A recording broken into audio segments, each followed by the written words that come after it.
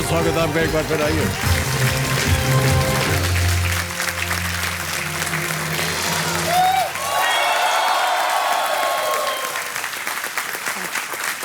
ठीक है, आदर आदाब, अभिनंदन, आभार। मैं अमिताभ बच्चन आपका स्वागत करते हुए शुरू करता हूं कौन बनेगा करोड़पति।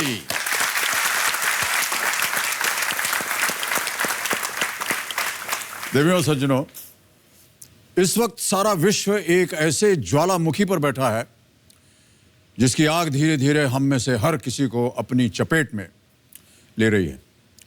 और ये विकराल ज्वालामुखी है जल संकट। पृथ्वी पर लगभग 70% पानी होने के बावजूद ये धरती प्यासी है। जल संकट हर दिन दुगनी गति से बढ़ रहा है। लेकिन जब जब इंसान पर संकट आया है ना, उसका हल भी इंसान ने ही निकाला है।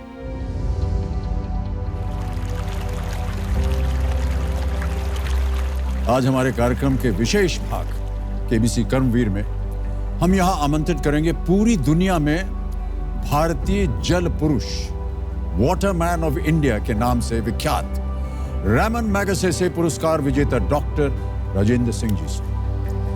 राजेंद्र सिंह जी से मुलाकात और बातों का सिलसिला शुरू करने से पहले हम कल के जो हमारे रोल ओवर कंटेस्टेंट हैं उनके साथ खेल को शुरू करेंगे। ग्वालपाड़ा, आसाम से एक रिटायर्ड बैंक क्लर्क अलीमा खातून जी कल 3 लाइफलाइंस की मदद से इन्होंने 1,60,000 रुपए जीत लिए थे। अलीमा जी, एक बार फिर आपका बहुत बहुत स्वागत, तालियों के साथ इनका स्वागत और अभिनंदन करते हैं। अलीमा जी अब रिटायर हो चुके हैं और रिटायरमेंट के बाद जहां अभी हैं घर पे सिलाई वगैरह करती हैं, एम्ब्रॉयडरी करती हैं, गार्डनिंग करती हैं, बहुत सारे अच्छे अच्छे इन्होंने प्लांट्स पूरे अपने घर में लगाए हुए हैं। और इर्द गिर्द इनके जितनी भी महिलाएं हैं, इनकी जो मित्र हैं या जो मित्र ना भी हों, उनकी ये पूरी देखरेख करती हैं। इतना विश्वास करती हैं वो सब इनके ऊपर कि आकर के अपने जितना भी दुख दर्द है उनको आकर के बोल देती हैं। यहाँ तक कि जो उनकी कमाई होती है वो भी आकर के वो आलिमा जी को दे देती हैं और आलिमा जी उसका ध्यान रखती हैं। उनके नाम पर उनका अकाउंट खोलेंगी, उनको पैसे देंगी। बहुत बहुत बधाई आपको आलिमा जी, कितना नेक काम कर रहे हैं आप। तो आलिमा जी, बाकी सबको नियम तो आपको पता है। हमारे आज के जो एक्सपर्ट हैं वो हैं ऋचा अनिरुद्ध जी। ऋचा जी बहुत ही जानी मानी, गुणी, ज्ञानी और बहुत ही खूबसूरत एंकर हैं। कौन बनेगा करोड़पति में कई खिलाड़ियों की जीत में इन्होंने अपना महत्वपूर्ण योगदान दिया हुआ है। तो ऋचा जी एक बार सामने आ जाइए। देखिए हंसमुख चेहरा ऋचा जी का। बहुत बहुत स्वागत आपका ऋचा जी हमारे कार्यक्रम में। नमस्कार सर। तो ऋचा जी हमारे साथ हैं और गेम के एंड तक रहेंगी हमारे साथ। सर मैं कुछ कहना चाहती हूँ। जी जी जी कहिए।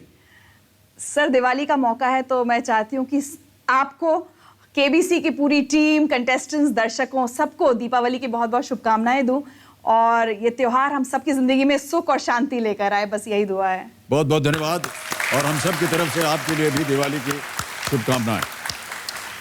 लेट्स प्ले कौन बनेगा करोड़पति।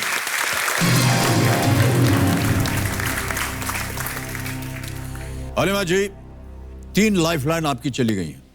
ऑडियंस पोल 50-50 जोड़ीदार के रूप में मोहम्मद इम्तियाज आए थे, उन्हें आपकी मदद की। कंपेनियन के रूप में यहाँ पर रिदीप चौधरी जी आए हुए हैं, नमस्कार और आपका एक बार फिर बहुत बहुत स्वागत कार्यक्रम में। और मोहम्मद इम्तियाज आपका भी बहुत बहुत स्वागत हमारे कार्यक्रम में। और आपके पास अभी आलिमा जी केवल एक ही लाइफलाइन बची है, आस्क दी एक्सपर्ट। यदि आवश्यकता पड़े तो ऋचा जी हैं उस तरफ, वीडियो कॉल के द्वारा आप उनसे प्रश्न पूछ सकती हैं। तो आज का जो खेल है उसकी शुरुआत होती है 10वें प्रश्न से। आपका ध्यान कंप्यूटर स्क्रीन के ऊपर। 10वां प्रश्न 3,20,000 रुपए आपके स्क्रीन के ऊपर ये रहा।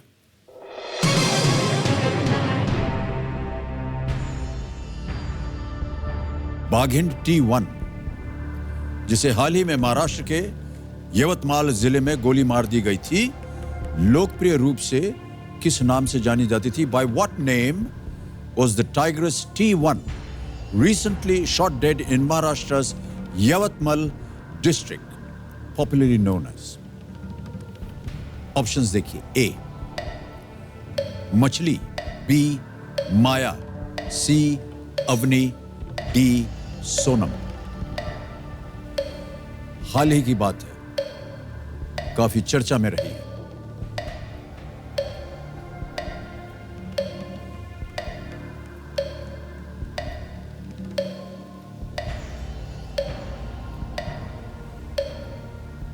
मछली माया अवनी सोनम। 30 सेकंड बचे। Expert advice. शांत हो जाएं, घड़ी बढ़ी जी। हालिमा जी अपनी आखिरी लाइफलाइन आस्ते एक्सपर्ट का इस्तेमाल करना चाह रही हैं, इसे अंकित किया जाए। और ऋचा जी, बहुत जल्दी आपकी बारी आ गई है। ऋचा जी प्रकट हुई है हमारे सामने और मदद कीजिए आप आलिमा जी की। प्रश्न आपको पढ़ के सुनाऊंगा और जैसे ही वो 4 ऑप्शंस में पढ़ना शुरू करूंगा, 60 सेकंड आपकी जो घड़ी है वो चल पड़ेगी। प्रश्न सुनिए। बाघिन T1, जिसे हाल ही में महाराष्ट्र के यवतमाल जिले में गोली मार दी गई थी, लोकप्रिय रूप से किस नाम से जानी जाती थी? और आपके ऑप्शंस हैं ये: ए मछली, बी माया, सी अवनी या डी सोनम। जी, आलिमा जी भी बहुत खबरों में रही थी ये पूरी घटना और बहुत दुखद है। सी अवनी इसका सही जवाब है। उस टाइग्रेस को मारा गया और बहुत विरोध भी हुआ इस बात का। और कुछ पूछना चाहेंगे ऋचा जी से? नहीं। ओके, ठीक है। क्या किया जाए? लॉक कीजिए। अवनी सी पे ताला लगाया जाए कंप्यूटर जी। बिल्कुल सही उत्तर दिया है ऋचा जी ने, बहुत बहुत धन्यवाद आपका। 3,20,000 रुपए आप जीत गई हैं हालिमा जी, और चेक आ रहा है आपके नाम। तालियां और शोर मच जाना चाहिए उनके लिए।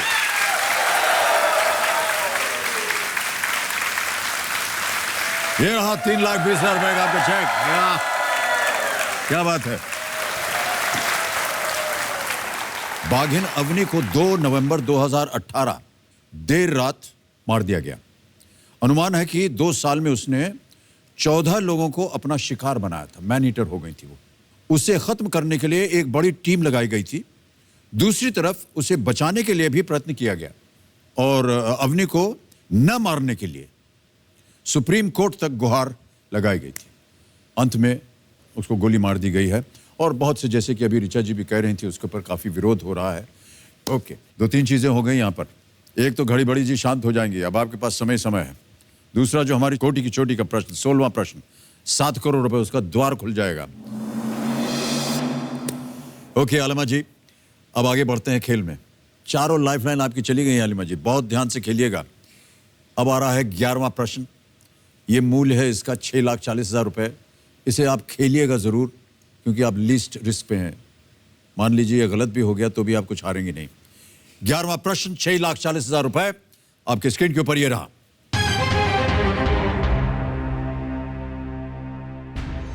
7 जून 1893 के दिन मोहनदास करमचंद गांधी को दक्षिण अफ्रीका के किस स्टेशन पर ट्रेन से ढकेलकर बाहर फेंक दिया गया था? On the 7th of June 1893, Mohandas Karamchand Gandhi was thrown off the train at which station in South Africa? Option suniye. A, Pretoria. B, Rondebosch. C, Pinelands. D, Pietermaritzburg. Pietermaritzburg, Rondebosch, Pinelands, Pretoria. D. Sure है? हाँ। Final उत्तर आपका? जी। ताला लगा दिया जाए। कबीर महाशय, D पीटरमैरिट्जबर्ग पे ताला लगाया जाए। Is the right answer. Oh, well played. बहुत खूब आलिमा जी। 7 जून 1893 को गांधी जी को पीटरमैरिट्जबर्ग स्टेशन पर ट्रेन से निकाल दिया, क्योंकि वो जिस डब्बे में बैठे थे वो केवल गोरों, विद इन कोट्स, केवल गोरों के लिए आरक्षित था। इस घटना ने एक नए गांधी को जन्म दिया और उन्होंने निर्णय लिया कि वो भारतीयों के लिए संघर्ष करेंगे। इसी के बाद जन्म हुआ सत्याग्रह का। अन्याय के खिलाफ शांतिपूर्वक लड़ाई। सत्याग्रह का मूल अर्थ है सत्य के प्रति आग्रह। सत्याग्रह। आप जीत गए हैं 6,40,000 रुपए और अब आ रहा है 12वां प्रश्न जिसका मूल्य है 12,50,000 रुपए। और वो प्रश्न आपके सामने अब ये रहा।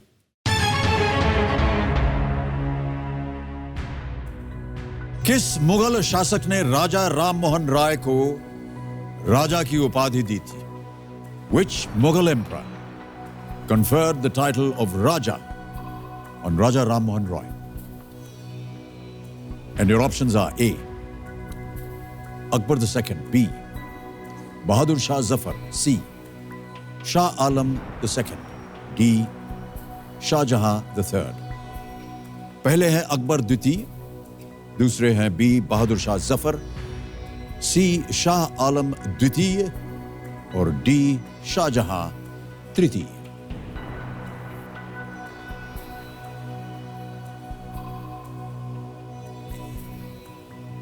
राजा राम मोहन रॉय का नाम तो आपने सुना होगा।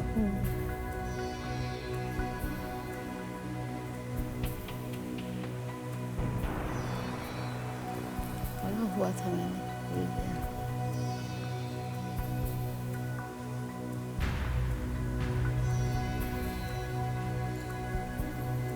अकबर 2।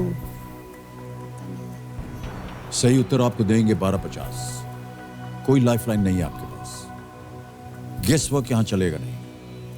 अगर आपको सही उत्तर मालूम है तो ही खेलिएगा, ये हम सबको राय देते हैं, वरना अगर आपका उत्तर गलत हो गया तो आप नीचे आ जाएंगे 3 में से। पढ़ा हुआ था, अकबर 2 लग रहा है, लेकिन कंफर्म नहीं है।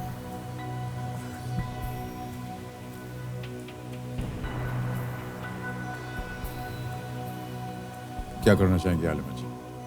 अकबर 2 लग रहा है, लेकिन पढ़ा हुआ था, कंफ्यूजन हो गया कहाँ पर। अकबर 2, बहादुर शाह, शाहजहां तृतीय, बहादुर शाह या अकबर 2। 6,40,000 आप जीत रही हैं। सही उत्तर आपको देंगे 12,50। कोई लाइफलाइन नहीं है, उत्तर दीजिए। मैं कुछ करूँगी। क्विट करेंगी? फाइनल उत्तर आप? ओके। कमेटी महाशय आलिमा जी दुविधा में है, श्योर नहीं है, क्विट करना चाह रही हैं। आपको हम अनुमति देते हैं कि आप गेम क्विट करें। आप जीत गए हैं 6,40,000 रुपए। बहुत बहुत बधाई और शुभकामनाएं आपको आलिमा जी। अब आपको किसी एक को गेस करना होगा क्योंकि हमें सही उत्तर बताना है। अकबर 2। अकबर 2 ए। कमिश्नर महाशय ए अकबर 2 पे थला लगाया जाए, देखें सही है या नहीं। ये गलत। ये सही होता। अगर आप खेलती अकबर 2 तो ये सही होता। बहुत ही मुश्किल प्रश्न था, लेकिन मेरे वो पढ़ा हुआ था, लेकिन मैं कंफर्म नहीं हूँ, इसलिए। कंफर्म नहीं थे, लेकिन कभी कभी क्या होता है कि मन में जो बात आती है, जो आपने पढ़ा हो, कहीं देखा हो, वो कभी कभी सही निकल आता है। कोई बात नहीं। वेल प्लेड आलिमा जी, एक बार फिर बहुत बहुत बधाई आपको। 1829 में अकबर द्वितीय ने इन्हें अपने अनौपचारिक प्रतिनिधि के तौर पर इंग्लैंड भेजा था। राजा राम मोहन राय का भारतीय सामाजिक और धार्मिक पुनर्जागरण के क्षेत्र में विशिष्ट स्थान है। वे ब्रह्म समाज के संस्थापक, जन जागरण और सामाजिक सुधार आंदोलन के प्रणेता तथा बंगाल में नव जागरण युग के पितामह थे, राजा राम मोहन राय। और अकबर द्वितीय ने यह खिताब राजा उनको दिया था। वेल प्लेड आलिमा जी, वेल डन। तो आलिमा जी, ये जो आपने जीता है 6,40,000 रुपए, इसको हम डिजिटली आपके अकाउंट में ट्रांसफर कर देंगे। ये देखिए, ट्रांसफर बटन दबाया, आपका नाम आ गया, ऐड पे फंड ट्रांसफर। 6,40 तो 3 4 5 6,40,000 ओके किया, कंफर्म किया और ये 6,40,000 आपके अकाउंट में गया। बहुत ही तेज, सुरक्षित और आसान तरीका है। आलिमा जी, माहौल है दीपावली का और हम सब कौन बनेगा करोड़पति की ओर से शगुन के तौर पर आपको एक सिक्का भेंट करना चाह रहे हैं। कृपया करके इसे स्वीकार कीजिए। बहुत बहुत धन्यवाद आपका, थैंक यू सो मच। और मैं चाहूंगा कि मोहम्मद इम्तियाज भाई, आपको नीचे आके हमारी एक तस्वीर लेनी होगी। तालियों के साथ इनका हम स्वागत करते हैं। ये यहां फिंगर पे हम इसको लगाते हैं, फोन के शुरू हो जाता है।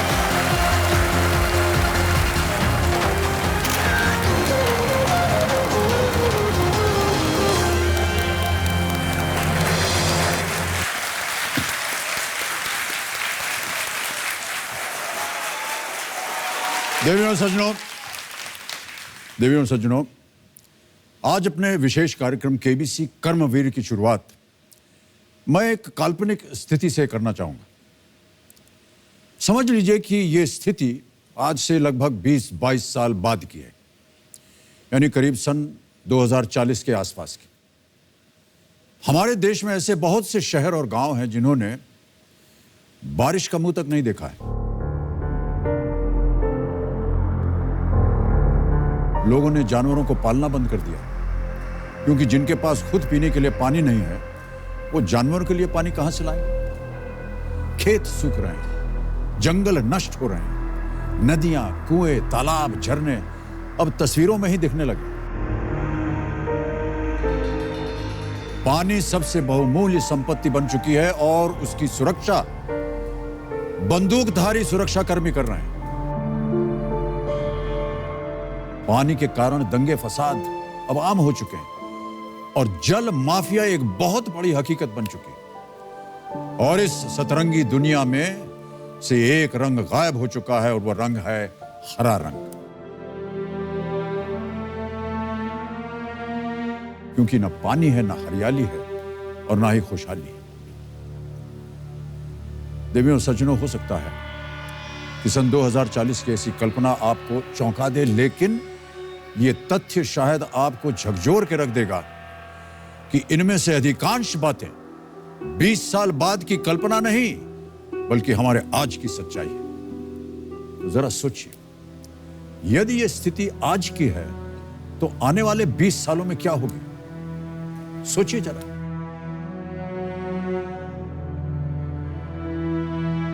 देवियों और सज्जनों, अब तो सोचने का समय भी निकल चुका है। अब समय आ गया है हल ढूंढने का, और एक ऐसा हल जो हर राज्य, हर गली, हर मोहल्ले और हर घर में होना चाहिए। वो हल है राजेंद्र सिंह। लेकिन राजेंद्र सिंह हैं कौन और क्यों हैं वो हमारे आज के केबीसी कर्मवीर? राजेंद्र सिंह, अगर इनको जानना है तो हमें हिंदुस्तान के उन 1000 से भी ज्यादा गांवों का रुख करना होगा, जहां कुछ समय पहले तक लोगों की प्यास बुझाने वाली नदियां, कुएं, तालाब खुद प्यास से सूख कर दम तोड़ चुके थे। पानी की कमी ने जमीनों को बंजर और घरों को खंडहर कर दिया था। सिवाय वीराने और सन्नाटे के कुछ नहीं बचा था।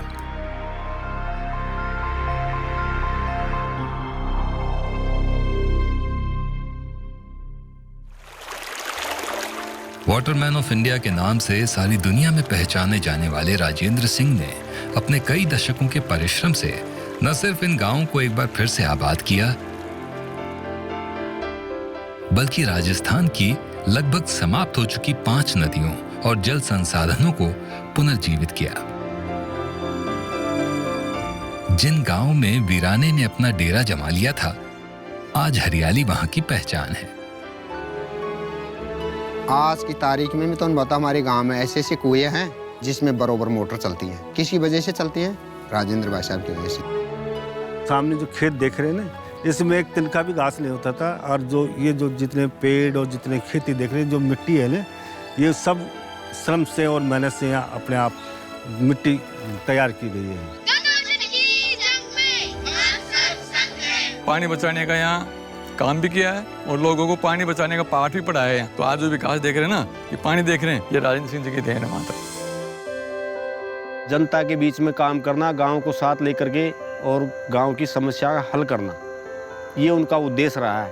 राजेंद्र से आने से गांव का विकास हुआ। धन्यवाद कह रहे हैं भाई साहब का भला हो, जो हमारे को इतने आगे बढ़ाया। एक आदमी ने इतना भला कर दिया, इस वजह से हम राजेंद्र भाई साहब को भगवान का, उसको भला करिए और उसको भगवान का दर्जा दें।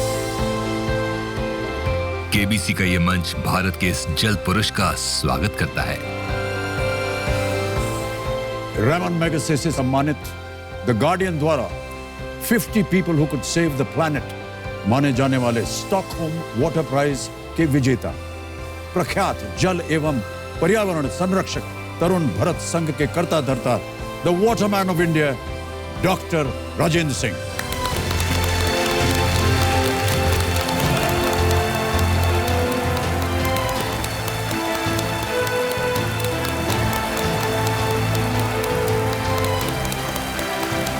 डॉक्टर राजेंद्र सिंह, देवियों सज्जनों।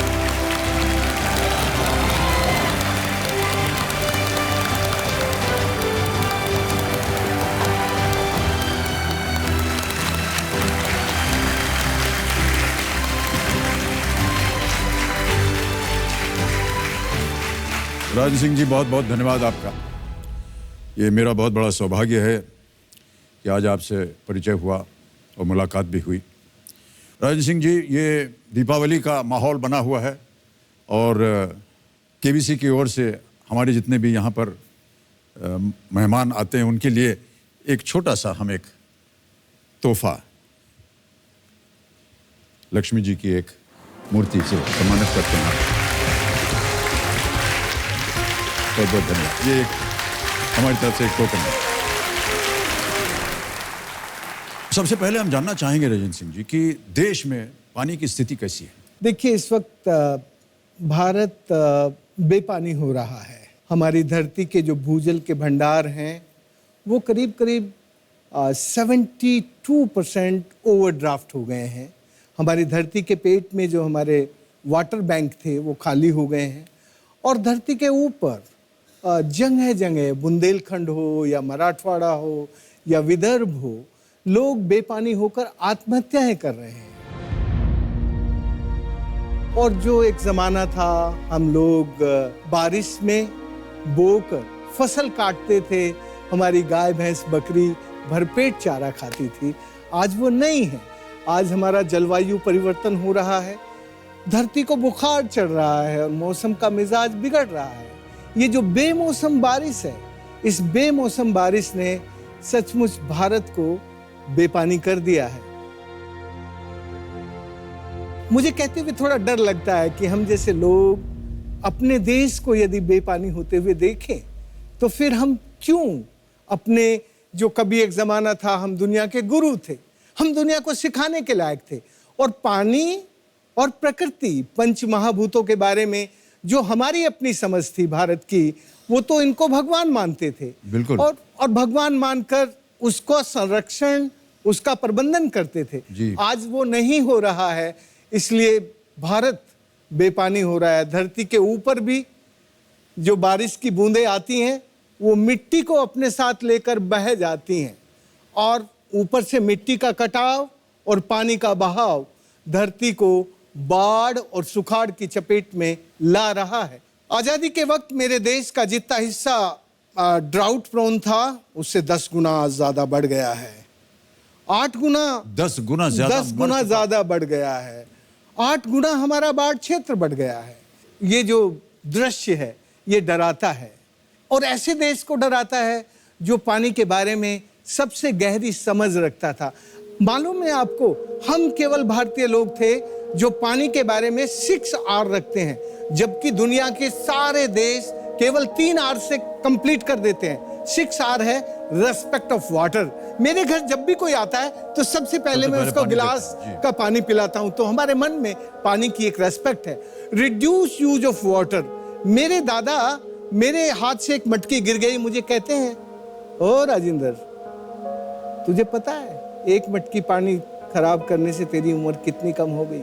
हमारा जो पानी का हिसाब रखता है वो भगवान रखता है, और भगवान भी बहुत हमारे साथ रहता है। ऐसा भगवान नहीं कि कहीं पत्थर की 4 दीवारी में बंद हो। सर्वज्ञ हमारा भगवान पता है कौन है? भय से भूमि, गै से गगन, वै से वायु, आ से अग्नि और नै से नीर। ये जो पंच महाभूत है, भारत का भगवान तो ये था। जब तक हम इस भगवान को जानते और मानते थे, हमारा देश बेपानी नहीं हुआ था। हमारा देश बेपानी जब हुआ जब हमने इन सब के प्रति आदर, सम्मान, उसको एक तरह से अनुशासित होकर उपयोग करना और इसको रिट्रीट करना, रिसाइकल करना, रीयूज करना और रिजुनेट करना, इस पूरी प्रकृति को, इस पूरी सृष्टि को। ये जो भारतीय ज्ञानतंत्र था, वो भारतीय ज्ञानतंत्र सचमुच गायब होता जा रहा है। माफ करना, ये जो बुरे दिन हम देख रहे हैं, बेपानी, हमारी बाढ़ और सुखाड़ का बढ़ना, ये बहुत बुरा दृश्य है। जी राजेंद्र सिंह जी, आप एक डॉक्टर थे, आयुर्वेदिक। जी। उस काम को आपने छोड़ दिया और इस काम में आप लग गए। कैसे निर्णय लिया आपने ये? देखिए, आप तो गंगा किनारे वाले हैं और मैं यमुना किनारे वाला हूँ। जी जी। बचपन में मेरा जहाँ जन्म हुआ वहाँ बहुत पानी था जी। और मुझे पानी का कोई संस्कार और कोई समझ उस वक्त नहीं थी। मैं डॉक्टर था और मैं भारत सरकार में जयपुर में पोस्टेड था।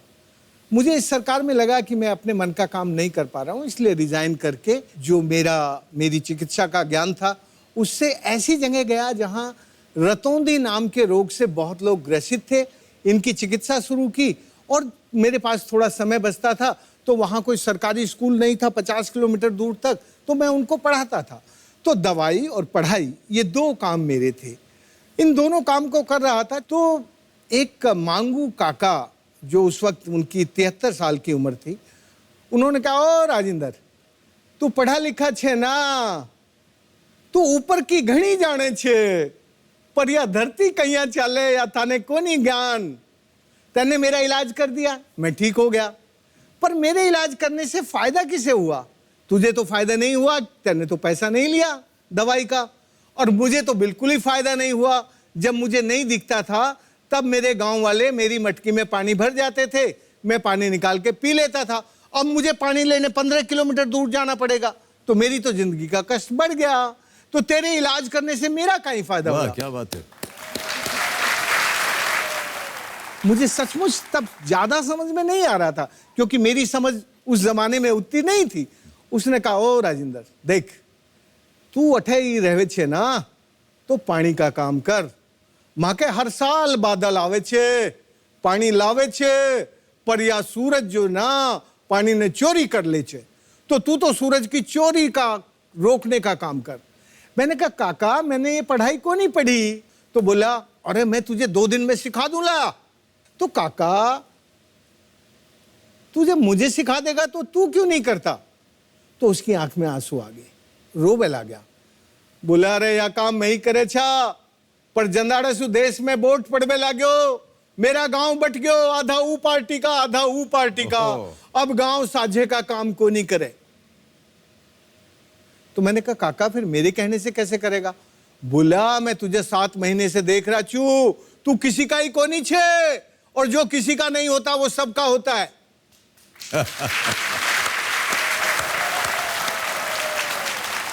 तो भाई साहब, उसने मेरी खोपड़ी में जो पढ़ाई की धूल मिट्टी जमी थी ना, उसको पोंछ दिया, साफ कर दी, और मुझे कहा, तुझे अब यहां रहना है ना, तो केवल पानी का काम कर। तो आज बस एक संकल्प ले ले, एक तो पढ़ाई का काम बंद कर दे और एक दवाई का काम बंद कर दे, बस पानी का ही काम कर। और जब आदमी एक ही काम में लगता है तो उसको सिद्धि मिल जाती है। वाह, क्या बात है, बहुत खूब। तो देवियों सज्जनों, देखिए, आज इस खेल में डॉक्टर राजेंद्र सिंह जी का साथ देने के लिए उनके सुपुत्र होंगे।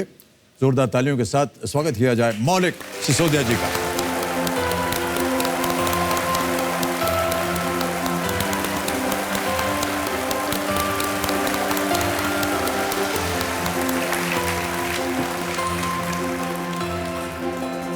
मौलिक जी, सबसे पहले तो आपका बहुत बहुत स्वागत हमारे इस कार्यक्रम में। पहला प्रश्न हमारा यह है कि कब तय किया आपने कि आपको पिताजी के साथ लगना चाहिए, इनके साथ संलग्न हो जाएं? कोई तारीख तो याद पड़ती नहीं है जी। लेकिन शायद क्योंकि जब पालन पोषण उसी समाज उसी उसमें हुआ हो, अब रोज आप उन सब चीज़ों को देखते, समझते और उनसे गुजरते हो, तो शायद कहीं ना कहीं वो बीज आपके दिमाग में कहीं ना कहीं रह जाता है, जिसको पोषित होने में अपना खुद का एक समय लगता है। जी जी। और जब एक समय आया और पढ़ाई भी पूरी हुई, मैं नौकरी भी करने लगा, और वो नौकरी भी शायद इसलिए करने लगा था कि मेरे को तय करना था कि वाकई में मैं इनके साथ काम करना चाहता हूँ कि नहीं करना चाहता। मैंने नौकरी करी, लेकिन उसके बाद मुझे लगा कि शायद नहीं, कुछ चीज़ें हैं जहाँ मुझे पीछे जाना है, और वहीं पीछे जाके मेरे आगे का रास्ता आएगा। तो बस तभी से फिर मैं परिवार के अंदर क्या वातावरण हुआ जब बाबूजी ने कहा कि अब तो हम इस ओर जाएंगे? मुझे लगता है उस समय ये सब सुना हुआ ही है, क्योंकि मेरी खुद की उम्र बहुत छोटी ही थी, इसलिए वो उससे मैं गुजरा तो नहीं हूँ। लेकिन हाँ, जो इनकी यात्रा रही है और उस यात्रा में जो उतार चढ़ाव और जिस तरह के संघर्ष, उनके भागीदार तो कहीं ना कहीं बचपन में भी रहे हैं, तो उनकी यादें कहीं ना कहीं हैं। जी। तो दिल में दिमाग में राजेंद्र सिंह जी, जब आपने ये निर्णय किया कि अब आप ये आयुर्वेदिक का जो काम कर रहे हैं इसको छोड़ देंगे, इस ओर लगेंगे, परिवार में कुछ लोगों का क्या प्रतिक्रिया थी? सबसे पहले तो मेरे पिताजी मुझसे बहुत नाराज हुए और थोड़ा गुस्सा मेरी कितने पत्नी। वर्ष हो गए आपको इस काम में? 34.5 साल। 34.5 साल। थोड़ा मेरी पत्नी को भी अच्छा नहीं लगा जी। लेकिन बाद में जब इनको समझ में आया कि मैं पागल तो हूं पर मेरा पागलपन कुछ किसी का बिगाड़ता नहीं है, तो इन दोनों ने, मेरी पत्नी ने मुझे बहुत सपोर्ट किया। आज मैं जो भी कुछ कर पाया या मौलिक मेरे साथ आया जी। तो इसकी माँ के बिना ये मेरे साथ नहीं आ सकता था। और आप जानते हैं जब बेटा किसी अपने काम को आगे बढ़ाने में जुट जाता है तो उसकी खुशी तो होती है। बहुत ज्यादा खुशी होती है जी, बिल्कुल। बहुत बहुत बधाई आपको। तो आज आप दोनों आए हुए हैं यहाँ केबीसी के मंच पर। कौन बनेगा करोड़पति खेलेंगे, इसके कुछ नियम होते हैं, मैं आपको समझा दूं। यहाँ पर हमारे पास एक धनालय खड़ा हो गया आएगा 15 प्रश्नों का। 1000 रुपए से शुरुआत होती है और ये चढ़ते चढ़ते जाएंगे आप 15 प्रश्न पर, जिसका मूल्य है 1 करोड़ रुपए। यहाँ पर 2 पड़ाव आएंगे 5वें प्रश्न पर, जिसका मूल्य है 10,000, और 10वें प्रश्न पर, जिसका मूल्य है 3,20,000। 10वां प्रश्न जो है उसे जब आप पार करेंगे तो हमारा जो कोटि की चोटी का प्रश्न 16वां प्रश्न 7 करोड़ रुपए का, उसका द्वार खुल जाता है। और ये घड़ी बड़ी जी है, ये बजती रहती हैं। पहले 5 प्रश्नों तक आपको देंगी ये 45 सेकंड प्रत्येक प्रश्न के उत्तर देने के लिए, और 5वें प्रश्न से 10वें प्रश्न तक आपको मिलेंगे 60 सेकंड। 10वें प्रश्न के बाद घड़ी बड़ी जी शांत हो जाएंगी, आपके पास समय रहेगा। आपकी सुविधा के लिए 4 लाइफलाइन हमने खड़ी की हुई है यहाँ पर, ये देखिए। पहली लाइफलाइन है ऑडियंस पोल की। यहाँ की जनता जो है बहुत ही शिक्षित, होनहार और इंटेलिजेंट जनता है। दूसरी लाइफलाइन है 50-50। इसका यदि आप उपयोग करेंगे तो 2 गलत ऑप्शंस जो होंगे वो मिट जाएंगे, 2 ही बचेंगे, उनमें से एक सही एक गलत है, आपको बताना होगा सही क्या। तीसरी लाइफलाइन है हमारी जोड़ीदार की। आप आज यहाँ अपने साथ अपने जोड़ीदार को लाए हैं, डॉक्टर रविंद्र बोरा जी। प्रणाम करता हूँ आपको और स्वागत आपका हमारे इस कार्यक्रम में। नमस्कार। उन्हें आप यहाँ बुला करके उनसे सलाह मशवरा करके आप उत्तर पूछ सकते हैं। और चौथी और अंतिम लाइफलाइन है हमारी आस्क दी एक्सपर्ट। देवियों सज्जनों, मैं बता दूं कि हमारे आज के एक्सपर्ट मीनाक्षी कंदवाल, आज तक में बतौर न्यूज एंकर। तो मीनाक्षी जी नमस्कार और बहुत बहुत स्वागत आपका हमारे इस कार्यक्रम में। नमस्ते। नमस्ते sir, thank you so much मुझे शो पर आमंत्रित करने के लिए। और मैं अभी राजेंद्र जी की बात सुन रही थी। हम ज़मीन में भी ईश्वर को देखते हैं, हवा में ईश्वर को देखते हैं, जल में ईश्वर को देखते हैं, लेकिन शायद शहर तक पहुंचते पहुंचते वो भावनाएं या तो कहीं खो जाती हैं या ख़त्म हो जाती हैं। लेकिन बहुत कम लोग होते हैं आपके जैसे जो उसे दिल में बरकरार रख पाते हैं और 3 दशक तक उस भावना को बरकरार रखते हुए आगे बढ़ पाते हैं।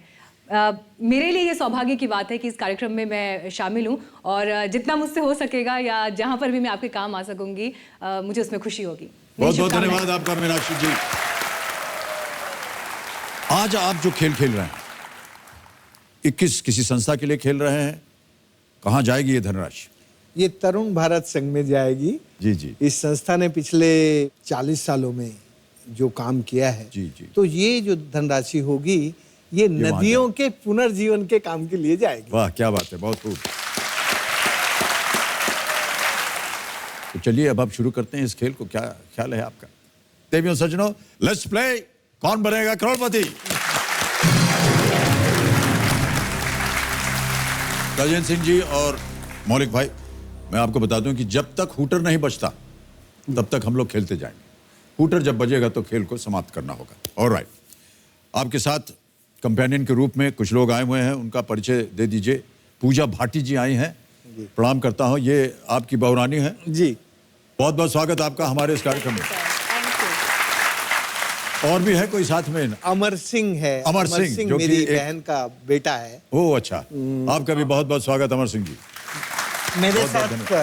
मेरे साथ और कई लोग हैं जो नदियों को जिंदा करने के काम में महाराष्ट्र में और कई जगह पर बैठे हैं। डॉक्टर विनोद बोदंकर बैठे हैं, राठौड़ बैठे हैं और नरेंद्र चुग बैठे हैं। और स्नेहल दोंडे बैठी हैं। स्नेहल दोंडे बेसिकली यहीं की हैं, बम्बई की। बेसिकली प्रिंसिपल हैं, प्रोफेसर हैं, लेकिन हमारे साथ तो लोग पागल हो ही जाते हैं, तो कुछ लोगों को हम पागल कर बहुत-बहुत लेते हैं स्वागत अपने आपका। जैसे। और बहुत सराहनीय काम कर रहे हैं आप सब, इसकी हम प्रशंसा करते हैं। ओके राजेंद्र सिंह जी और मौलिक सिसोदिया भाई जी, गेम की शुरुआत होने वाली है। पहला प्रश्न आपके सामने मैं रखता हूं और वो पहला प्रश्न आपके स्क्रीन के ऊपर ये रहा। हिंदी में लिखी गई वाक्य के संदर्भ में अल्प, अर्ध और पूर्ण किस प्रकार के चिन्ह हैं? What type of signs are अल्प, अर्ध and पूर्ण with reference to sentences written in Hindi? Option सुनिए। A. Interrogation marks, B. Pronunciation symbols, C. Font symbols या D. Punctuation marks? प्रश्न सूचक चिन्ह, उच्चारण प्रतीक, फॉन्ट के प्रतीक या विराम चिन्ह? डी विराम चिन्ह। डी विराम चिन्ह, ताल लगा दें? बिल्कुल। ऑलराइट, डी विराम चिन्ह, पंक्चुएशन मार्क्स पे ताल लगाइए कंप्यूटर जी। आप बिल्कुल सही है, 1000 रुपए जीत गया।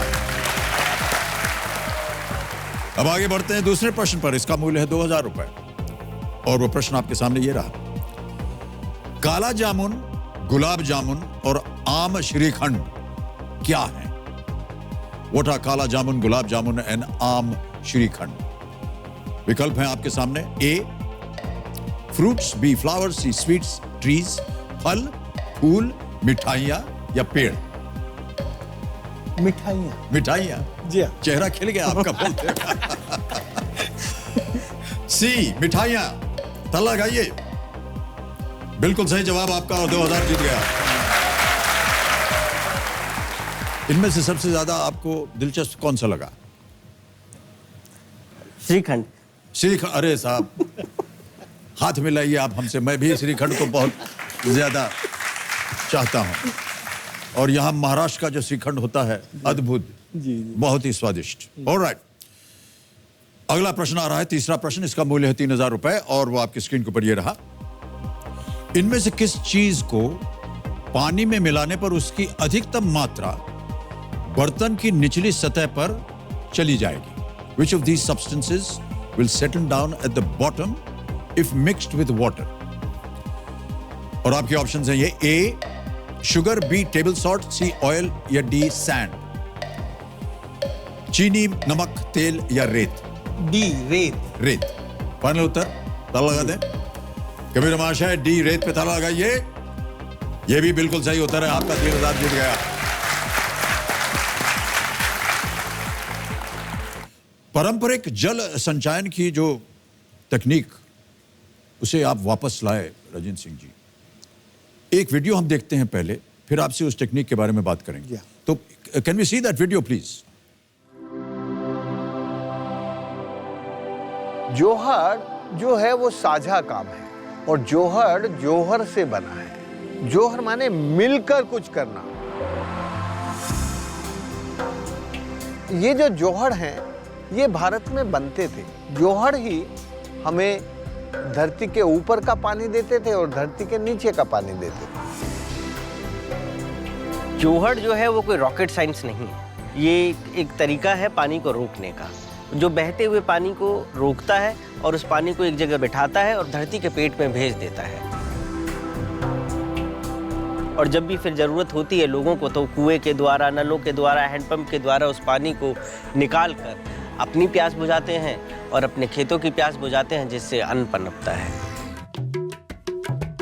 अब आज इस गांव में 21 जोहड़ हैं और 36 कुएं हैं इस गांव में। उन 36 कुओं में जो पहले से सूखे थे उनमें भी सब में पानी आ गया है और इस गांव में कोई भी बोरिंग नहीं है। 25-26 जो हमारे एनिकट और जोड़ है ना, ये गोपालपुरा गांव का रिजर्व बैंक है, जिससे हमारे पूरे गांव की खेती बाड़ी और बच्चे हम अच्छे जीवन पास कर रहे हैं। तो मुझे जो मैंने पहला जोहड़ बनाया उसका नाम है चौंतरे वाला जोहड़। चौंतरे वाला जो जोहड़ था वो पीने के पानी के कुओं को रिचार्ज करने के लिए बना। और जैसे ही पानी का काम हुआ और कुओं में पानी आया, जो लड़के गांव छोड़ के चले गए थे शहर, उन सबको लोगों ने बुला लिया, अपने अपने बच्चों को। और सब खेती करने लगे। और मैंने देखा, मेरी आंखें उसको देखकर अभी भी ऊर्जा से भर जाती हैं कि कैसे रिवर्स माइग्रेशन हुआ और लोग कैसे अपने खेती के काम में जुट गए।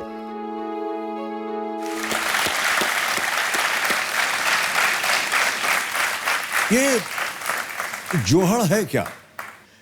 असलियत में जोहड़ कॉनकेव स्ट्रक्चर होती है।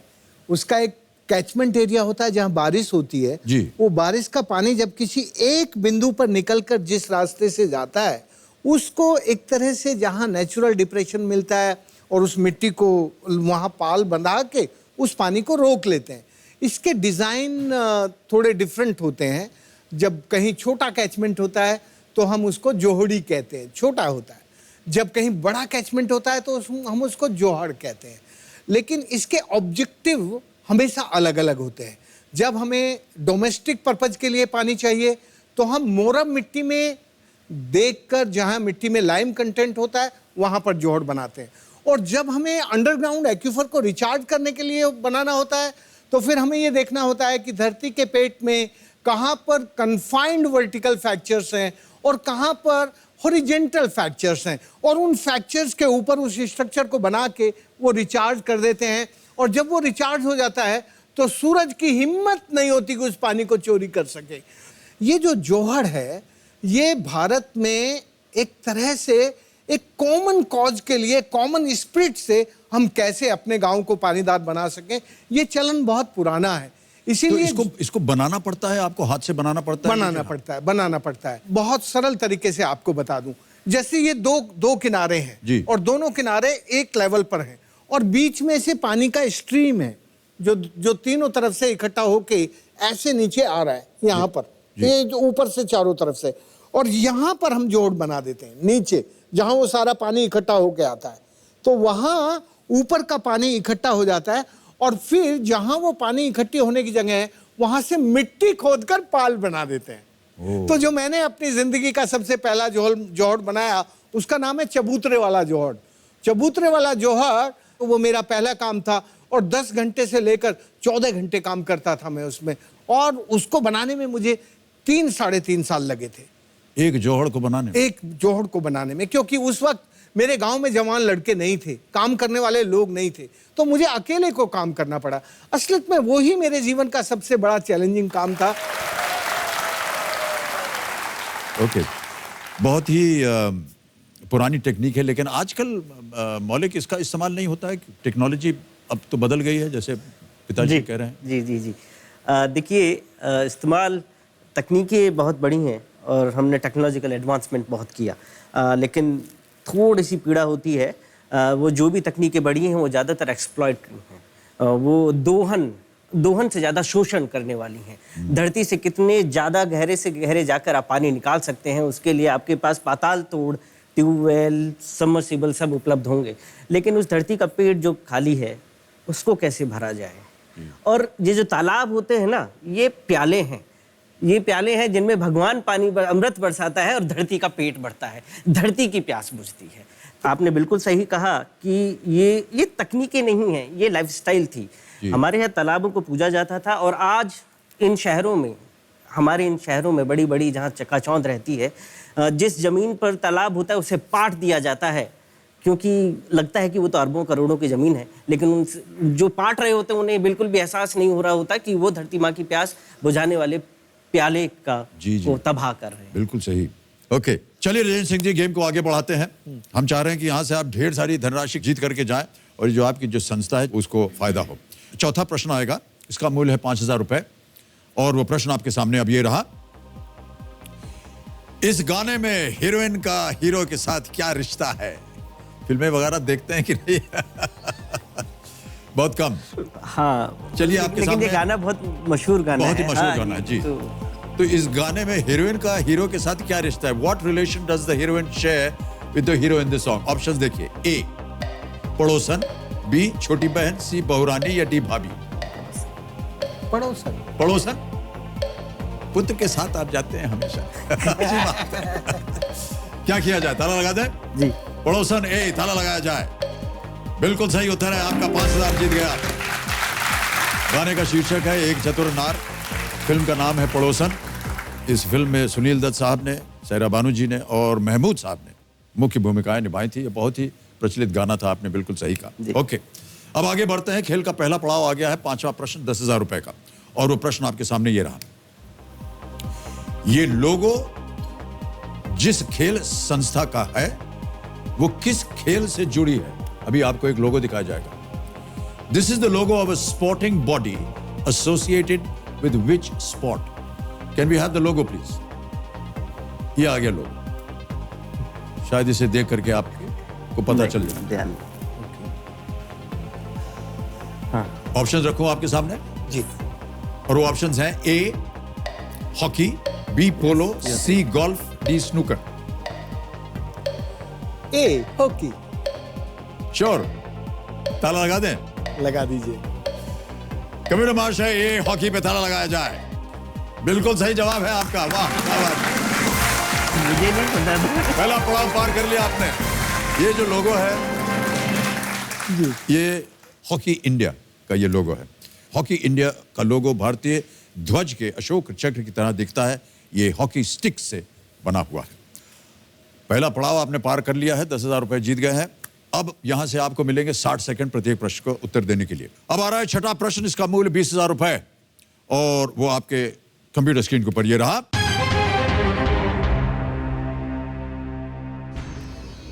इनमें से कौन सी नदी किसी हिमनद यानी ग्लेशियर से नहीं निकलती है?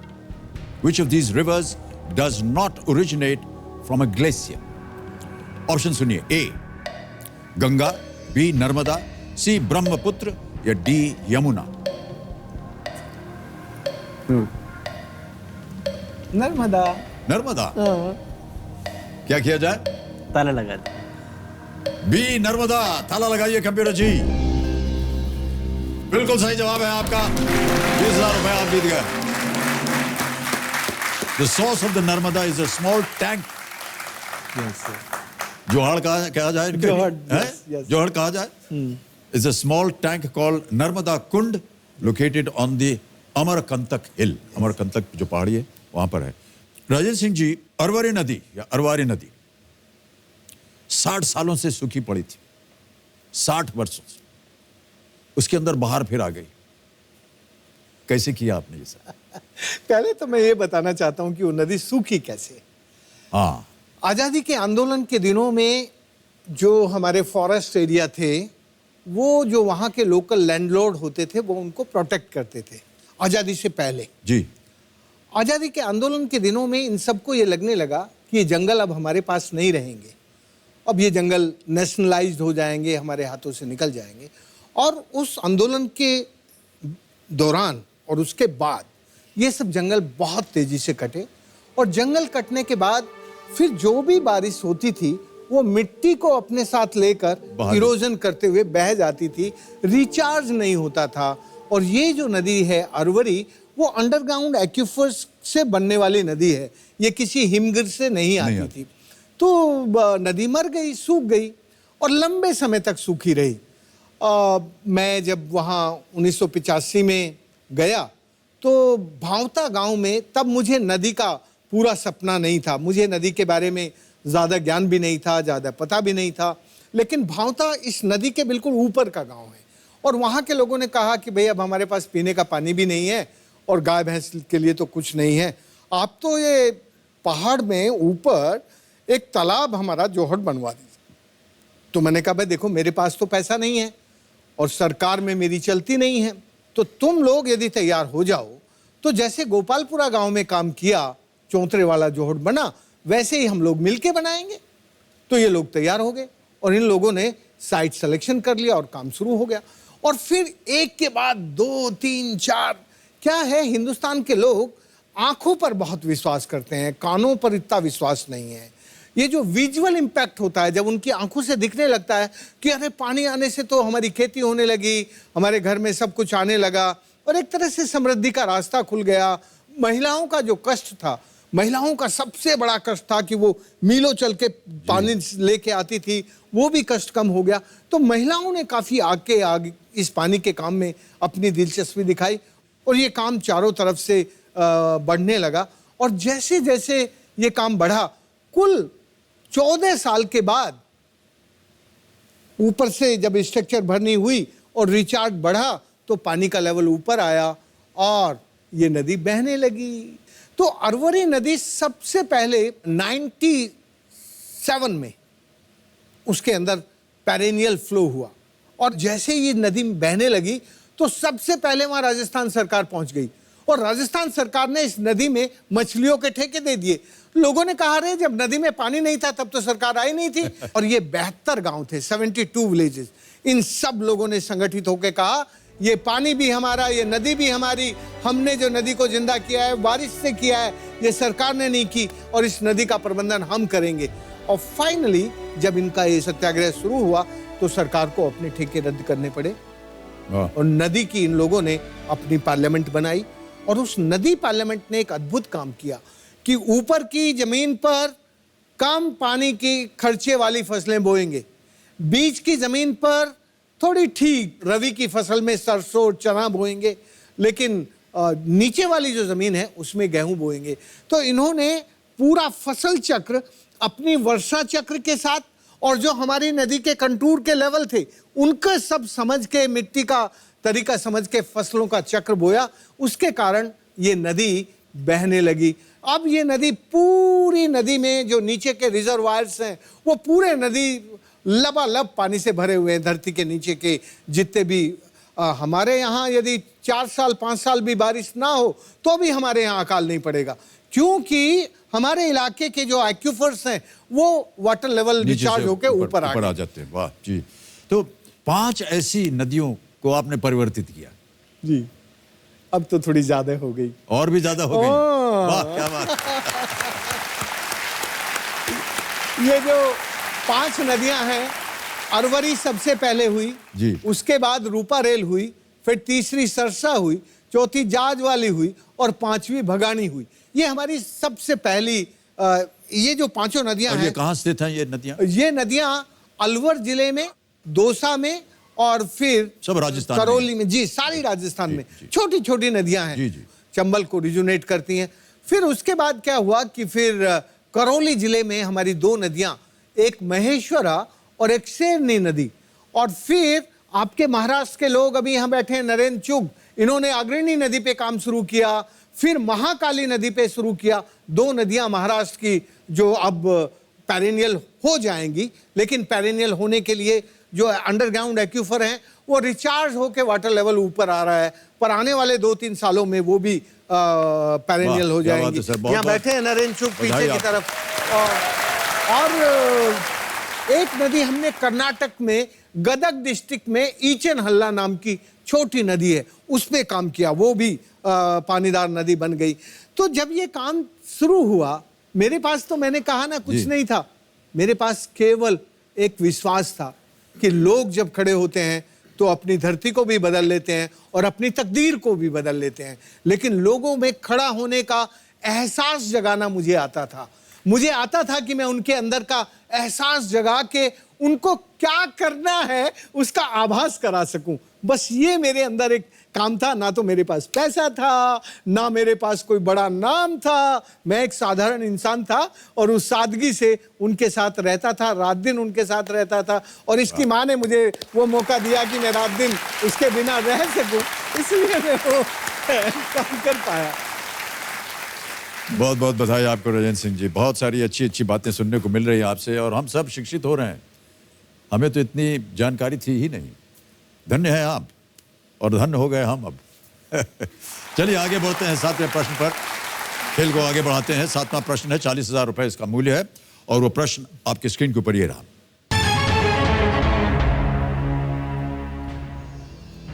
ये कौन सा जानवर है जो पंजाब, हरियाणा और आंध्र प्रदेश का राजकीय पशु भी है? अभी आपको हम एक तस्वीर दिखाएंगे। आपको बताना है कि which animal is this which is also the state animal of Punjab, Haryana and Andhra Pradesh. छवि दिखाइए।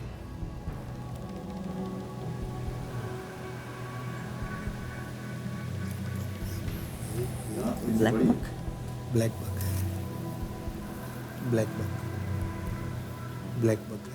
तो ऑप्शन रखता हूं आपके सामने। ए हंगुल, बी ब्लैक बक, सी संगय या डी सांबर?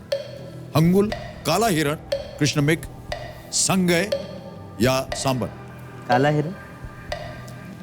काला हिरण फाइनल उत्तर? ताला लगा दें जी। बी ब्लैक बक, काला हिरण या कृष्ण मृग जिसे कहते हैं, उसमें ताला लगाइए कंप्यूटर जी। सही जवाब है आपका। वेल प्लेड, 40,000 जीत गया। ब्लैक बक को इंडियन एंटीलोप भी कहा जाता है। ये भारत, नेपाल और पाकिस्तान में पाए जाते हैं और बिश्नोई समुदाय इनकी पूजा भी करते हैं जी। 40,000 रुपए आप लोग जीत गए हैं और अब खेल की शुरुआत होगी 8वें प्रश्न से। इसका मूल्य है 80,000 रुपए। 8वां प्रश्न 80,000 रुपए आपके स्क्रीन के ऊपर ये रहा।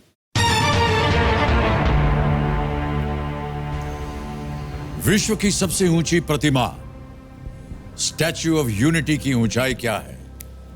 What is the height of Statue of Unity, the world's tallest statue? Option देखिए। A 100 meters, B 150 meters, C 182 meters या D 200 meters? सी 182 मीटर।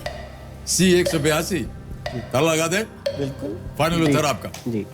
182 मीटर्स। ताला लगाया जाए। बिल्कुल सही उत्तर है आपका। वाह, क्या बात है। अभी इसका उद्घाटन किया माननीय प्रधानमंत्री नरेंद्र मोदी जी ने।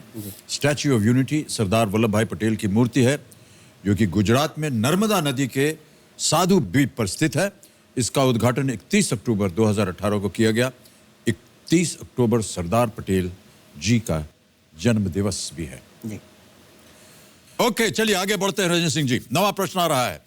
1,60,000 रुपए इसका मूल्य और वो आपकी स्क्रीन के ऊपर ये रहा।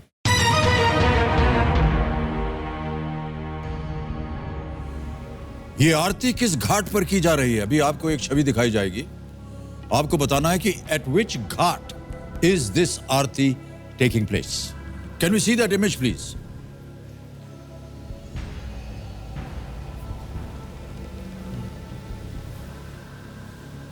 बहुत बड़ी छवि है इधर। वो घंटा देख लिया? देख लिया। चलिए ऑप्शन रखता हूं आपके सामने। ए मणकर्णिका, बी पंचगंगा, सी हरि की पौड़ी या डी दश्वमेध? सी हर की पौड़ी। सी हर की पौड़ी श्योर है? यस। ताला लगा दिया जाए? बिल्कुल ताला लगाइए हर की पौड़ी सी पर और तालियां बज गई हैं। वाह, बिल्कुल सही जवाब आपका। 9 प्रश्नों का सही उत्तर दे दिया आपने। 1,60,000 रुपए जीत गए। ये घाट हरिद्वार में स्थित है। यहाँ हर रोज सूर्यास्त के वक्त गंगा की आरती की जाती है। बाकी तीनों घाट बनारस में, वाराणसी में। आप गए होंगे यहाँ कभी? जी। हरि की पौड़ी जी। बहुत सुंदर स्थान है ये। जी। ओके, आगे बढ़ते हैं। अब आ गया है 10वां प्रश्न। ये है खेल का दूसरा पड़ाव। इसको अवश्य पार कीजिएगा। चारों लाइफलाइन आपकी जीवित हैं। बहुत अच्छी बात है ये। 3,20,000 रुपए। 10वां प्रश्न आपकी स्क्रीन के ऊपर ये रहा। इनमें से कौन सी पार्टी 2014 के आम चुनाव के समय राष्ट्रीय जनतांत्रिक गठबंधन का हिस्सा थी? Which of these parties was a part of the National Democratic Alliance, the NDA, during the 2014 general elections? A. AIADMK, B. People's Democratic Party, C. Janata Dal United या D. तेलुगु देशम पार्टी? अब नहीं। तेलुगु देशम। AIDMK, श्योर है। Peoples democratic party, Janata Dal United, इसमें कौन तेलुगु है? Desam party? Andhra Pradesh का chief minister Telugu Chandrababu Desam. Naidu. Telugu Desam. Telugu Desam बोलो। तेलुगु देशम ही है। क्या किया जाए? तेलुगु देशम। तेलुगु देशम जी। ताला लगा दिया जाए? फाइनल उत्तर आपका? जी। माननीय कंप्यूटर जी, डी तेलुगु देशम पर ताला लगाइए। कुछ इधर उधर बात हो रही थी। कहां जा रही थी बात पहले? नहीं, बात जा कहीं नहीं रही थी। आप उसमें थी जनता दल थी, लेकिन फिर आ गई AIMD पीपल्स डेमोक्रेट पार्टी, तो एक था, लेकिन जब विश्वास है अभी शायद तेलुगु देशम, अगर अभी तो अलग हो गई तेलुगु देशम, अभी अलग हो गई है तो फिर बावरानी जी दोनों अपना उंगली ऐसे घुमा के रखी हैं। ठीक हो जाए, कहीं ना किसी तरह ठीक हो जाए। सही जवाब है आपका और 3,20,000 रुपए जीत गए आप। वाह, क्या बात है। चेक आ रहा है आपके नाम 3,20,000 रुपए का।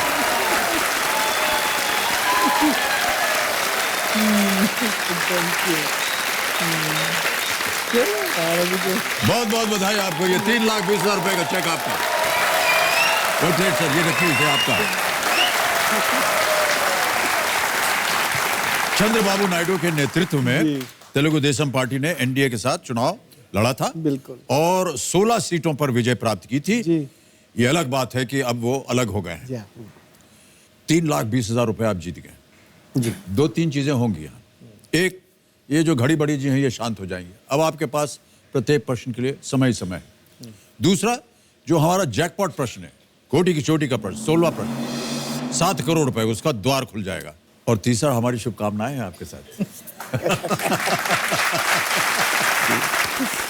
राजेंद्र सिंह जी, आपने जो अपना कार्य संभाला और शुरू किया पानी का, वो आपने एक गांव से शुरुआत की और धीरे धीरे बढ़ते बढ़ते 1,000 गांव हो गए।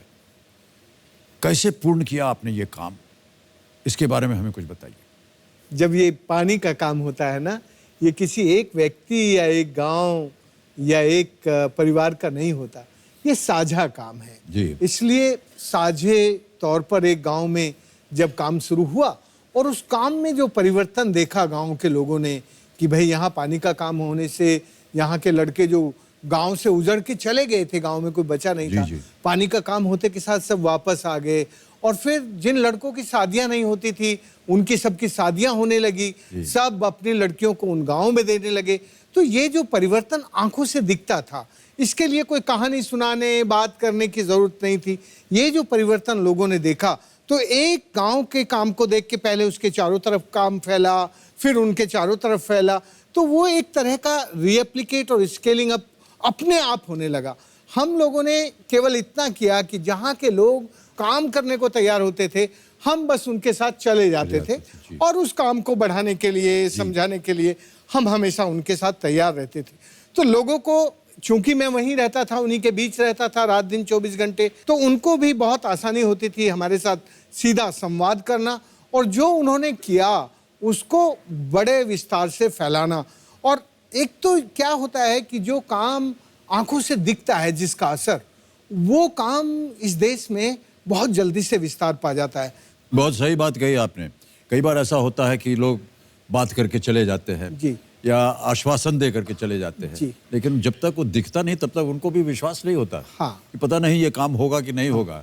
अब हम अपने आंख से देख लिए हैं, अब ये ठीक है, चलो काम करते हैं, तो फिर आगे काम बढ़ता है। बहुत सही कहा आपने। एक और बात आपने अभी कही थी थोड़ी देर पहले कि जैसे आपने कहा कि ये नदी को आपने कैसे एक बार फिर से जीवित कर दिया। आपने कहा ये पहले पता करना चाहिए कि ये सूखी कैसे, और आपने बिल्कुल सही कहा कि पेड़ उगाना एक बहुत ही आवश्यक एक चीज़ हो गई हमारे देश में। एक तो वातावरण उससे अच्छा होता है और दूसरी ये बात इसमें कि नदी के किनारे जहाँ पर पहाड़ हो, वहाँ पर अगर पेड़ हो तो पहाड़ को जोड़ के रखता है, वरना बारिश होती है तो मिट्टी निकल जाती है और पहाड़ भी निकल जाते हैं और सब खराब हो जाता है। और फिर धरती को बुखार चढ़ जाता है भाई साहब। जी। जब धरती नंगी होती है तो सूरज की किरणें जब उस पर पड़ती हैं तो उसमें रेड हीट बढ़ जाती है और वो जो रेड हीट होती है वो बादलों को ऊपर उठा देती है और फिर वहां बादल नहीं बरसते, तो ये रेन शैडो में बदल जाता है। तो ये जो रेड हीट है वो एक तरह से बादलों को बिना बरसे उठा के दूर भेज देती है। तो ये जो धरती का बुखार है और मौसम का जो मिजाज बिगड़ता है धरती के बुखार के कारण, उसका बस एक ही इलाज है। जब हमें बुखार होता है तो हम पैरासीटामोल खा के आराम कर लेते हैं तो बुखार उतर जाता है, लेकिन धरती का बुखार पैरासीटामोल से नहीं उतरता। उसका बुखार उतारने के लिए धरती पर हरियाली लानी पड़ती है और वो जो हरियाली है वो एटमॉस्फेयर में से कार्बन डाइऑक्साइड का सिक्वेस्ट्रेशन करती है और एक तरह से जो टेम्परेचर है उसको नीचे लेके आती है। तो वो जो रेन शैडो में बदल गया था वो फिर नमी आ जाती है, वहां पर थोड़ा दबाव कम हो जाता है, तो बादल वहां आके बरसने लगते हैं। जी जी, ओके, बहुत खूब। राजेंद्र सिंह जी, आगे बढ़ते हैं खेल में। अब आ रहा है 11वां प्रश्न और इसका मूल्य है 6,40,000 रुपए। कोई भी लाइफलाइन अभी तक आपने इस्तेमाल नहीं की है, बहुत अच्छी बात है। इस प्रश्न को खेलिएगा जरूर, क्योंकि अगर दुर्भाग्यवश ये गलत हो भी गया तो आप कुछ हारेंगे नहीं, 3-20 पे ही रहेंगे। 11वां प्रश्न, 6,40,000 रुपए आपकी स्क्रीन के ऊपर ये रहा।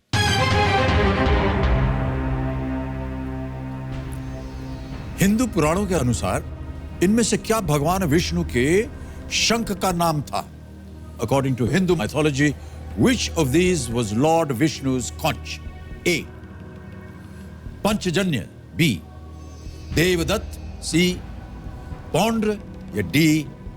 सुघोष? सुघोष। 4 लाइफलाइन है आपके पास। अगर आपको सही उत्तर ना मालूम हो तो आप उनका इस्तेमाल कर सकते हैं। सुघोष,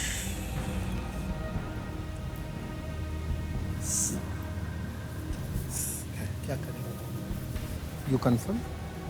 नहीं, कंफर्म नहीं है, लेकिन सुघोष है तो सही। 4 लाइफलाइन है आपके पास जी, उनका आप इस्तेमाल कर सकते हैं अगर आपके मन में दुविधा हो। तो पहले ये 50-50 वाली कर लें। जैसा आपका मन चाहे। 50-50 को पाने की समस्या है नहीं भाई साहब। आप जब चाहें उसका इस्तेमाल कर सकते हैं। क्या करेंगे? इसमें ऑडियंस को करना चाहेंगे। ओके, कमेटी महाशय, राजेंद्र सिंह जी और मौलिक भाई, ऑडियंस पोल की जो लाइफलाइन है वो लेना चाहेंगे, इसे अंकित किया जाए। और ऑडियंस, आपकी बारी आ गई। प्रश्न सुनिए। हिंदू पुराणों के अनुसार इनमें से क्या भगवान विष्णु के शंख का नाम था? According to Hindu mythology, which of these was Lord Vishnu's conch? A. Panchajanya, B. Devadatta, C. Paundra, या D. सुघोष? और आपका समय शुरू होता है अब।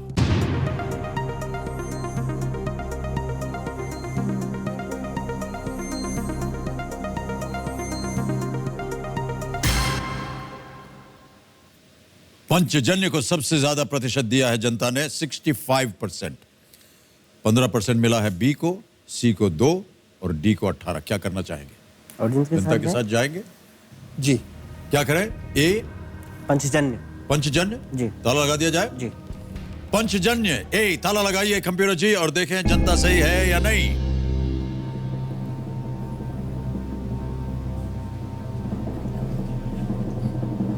मैडम को ऐसा दिखा रहा है, कोई हंस रहे हैं, कोई बड़ी गंभीर मुद्रा में है। यार गलत तो नहीं हो गया हमारा भी? बिल्कुल सही जवाब है आपका। वेल प्लेड ऑडियंस, धन्यवाद दे दीजिए। धन्यवाद, थैंक यू, धन्यवाद। कहते हैं कि विष्णु ने श्री कृष्ण अवतार में मैं भी पंचजन्य नामक राक्षस को मारा था जी, जो एक शंख में रहता था, और उसके बाद वो शंख श्री कृष्ण का हो गया, जिसे पंचजन्य कहा गया। जी। अर्जुन देवदत्त, भीम पौंड्र, युधिष्ठिर अनंत विजय, नकुल सुघोष, सहदेव मणिपुष्पक। राजेंद्र सिंह जी, ये जो आप बात करते हैं वाटर लिटरेसी का, यानी अपने आप को शिक्षित किया जाए जल के बारे में, पानी के बारे में, हम एक छोटी सी वीडियो दिखाना चाहेंगे सबको, उसके बाद इस पे हम चर्चा करेंगे। Can we have that video please? ये जो वाटर लिटरेसी है, इसकी इस 21वीं शताब्दी में सबसे ज्यादा जरूरत है। भारत का किसान अपनी फसलों की बुआई वर्षा के आने के और जाने के दिनों को ध्यान में रख के करता था। आज हम केवल और केवल प्रकृति का शोषण करने वाली तकनीक और इंजीनियरिंग का उपयोग करके हम लोग अपने को प्रॉस्परस, समृद्ध बनाने का काम कर रहे हैं। हमें अपनी मूल ज्ञान तंत्र पर आने की जरूरत है। पानी के उपयोग का संकट, और मूल ज्ञान तंत्र के लिए हमें जल साक्षरता की जरूरत है। और इस जल साक्षरता के लिए हमने सबसे पहले अपने गांव में जो काम करके सीखा, उस काम को दूसरों के साथ बांटने के लिए, सिखाने के लिए अपने पूरे देश में जहां लोग तैयार होते हैं वहां हम जाते हैं। फिर हम किसानों के साथ करते हैं कि पानी को हम बचाएं कैसे, और बचाने के साथ साथ उसका उपयोग भी कैसे करें, क्योंकि ग्रामीण इलाकों में पानी का सबसे बड़ा उपभोक्ता होती है खेती। पानी कम से कम लगे और ज़्यादा से ज़्यादा खेती उत्पन्न हो और इस काम को और रफ्तार और गति मिले। यदि आप वर्ल्ड वाटर वॉर से बचना चाहते हैं तो आपको वाटर लिटरेसी इस दुनिया में, इस देश में सबसे जरूरी काम है।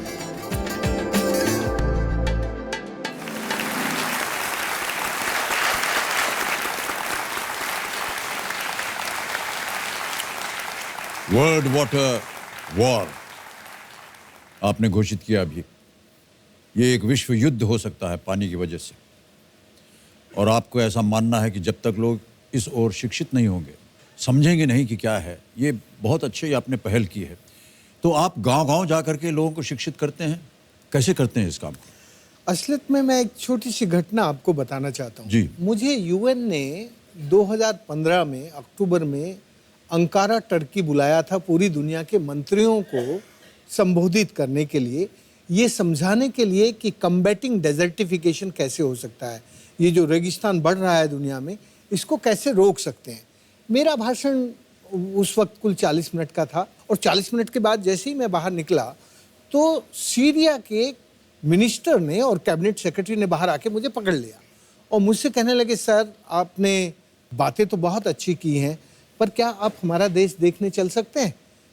तो मुझे हमेशा नदियों को देखने का लालच रहता है, तो मैंने कहा बिल्कुल चलते हैं।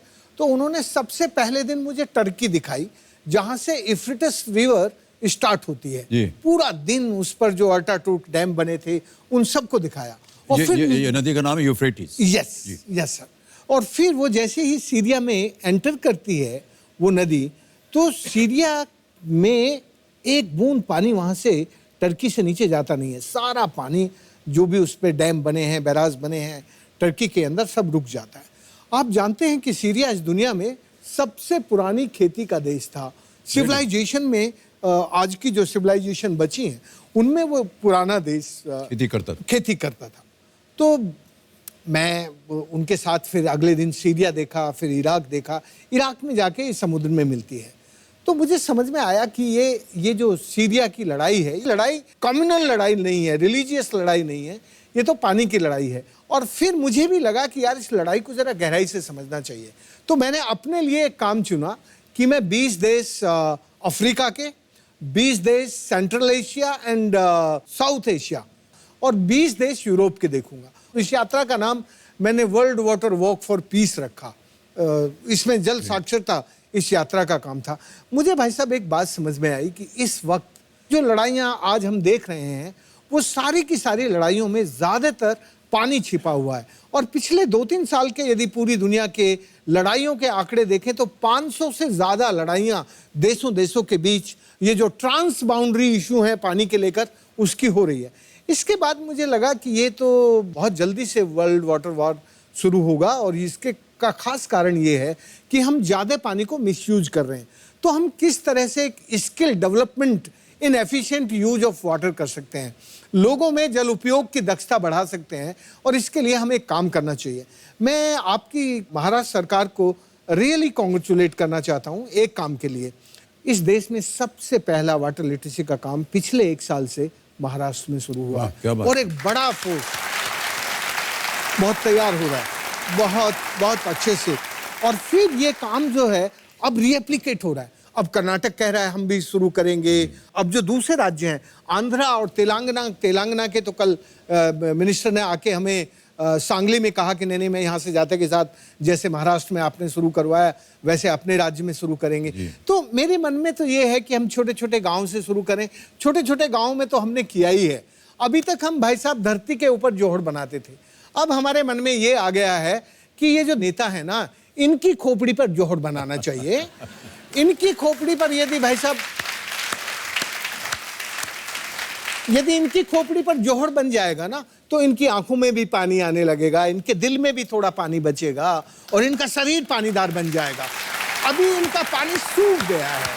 तो मेरे मन में अब पिछले 1.5-2 सालों से वाटर लिटरेसी को लेके ऐसे हो रहा है। बहुत कुछ, बहुत। चलिए गेम को आगे बढ़ाते हैं राजेंद्र सिंह जी। हम चाहते हैं ढेर सारी धनराशि आज आप यहां से ले जाएं अपनी संस्था के लिए। 12वां प्रश्न, 12,50,000 रुपए आपके स्क्रीन के ऊपर ये रहा।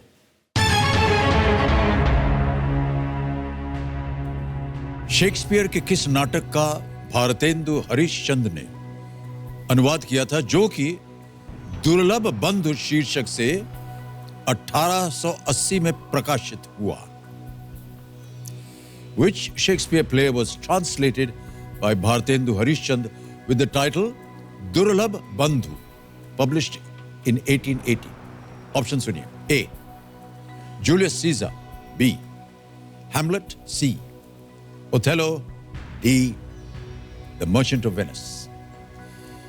सही उत्तर आपको देंगे 12,50,000. संभल कर खेलिए. 3 लाइफलाइन है आपके पास, उनका इस्तेमाल आप कीजिए. जी.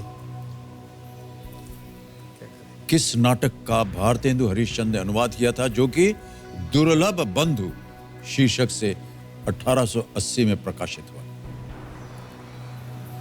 जूलियस सीजर, हैमलेट, ओथेलो, आपको क्या लगता है? Merchant of Venice. तो जूलियस सीजर लग रहा है. जूलियस सीजर पता नहीं. देखिए मेरे को बिल्कुल नहीं पता है. अगर आप डाउट है तो फिर आपको लाइफलाइन. मेरे का लाइफलाइन ले लें. इसमें लाइफलाइन जोड़ीदार को लें कि एक्सपर्ट को लें? एक्सपर्ट को. इसमें एक्सपर्ट की मदद लेनी पड़ेगी क्योंकि हमें जूलियस सीजर लग रहा है लेकिन कॉन्फिडेंस नहीं है. ओके, तो लाइफलाइन लेंगे आप. Lifeline. Ask the expert. Alright Kabir ji, ये लाइफलाइन इस्तेमाल करेंगे. आस्क द एक्सपर्ट, इसको अंकित किया जाए. मीनाक्षी जी, आपकी बारी आ गई है. मीनाक्षी जी, आपके सामने मैं एक प्रश्न पढ़ूंगा और उसके 4 ऑप्शंस हैं और जैसे ही ऑप्शंस पढ़ना शुरू करूंगा 60 सेकंड मिलेंगे आपको. तैयार हो जाइए. प्रश्न यह है कि शेक्सपियर के किस नाटक का भारतेंदु हरिश्चंद्र ने अनुवाद किया था जो कि दुर्लभ बंधु शीर्षक से 1880 में प्रकाशित हुआ? रेडी?